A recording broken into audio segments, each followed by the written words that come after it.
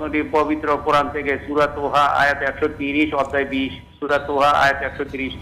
তোমরা আল্লাহর পবিত্রতা ঘোষণা করো, নামাজ পড়ো সূর্য ওঠার পূর্বে, সূর্য অস্ত যাওয়ার পূর্বে, রাতের কিছু অংশে দিবাভাগে। তোমরা নামাজ পড়ো সূর্য ওঠার পূর্বে, সূর্য অস্ত যাওয়ার পূর্বে, রাতের কিছু অংশে দিবাভাগে।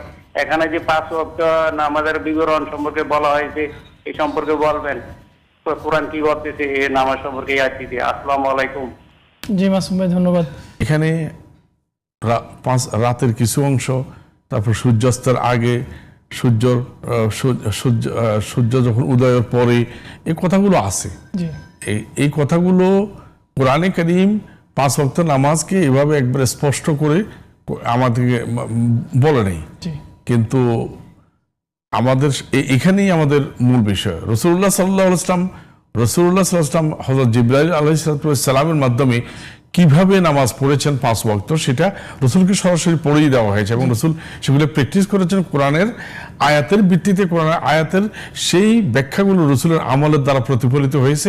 সুতরাং রাসূলুল্লাহ সাল্লাল্লাহু আলাইহি ওয়াসাল্লামের মাধ্যমে আমরা 5 ওয়াক্ত সালাত পেয়েছি। অর্থাৎ আমরা সুন্নাহর মাধ্যমে তা। জি স্যার, ধন্যবাদ।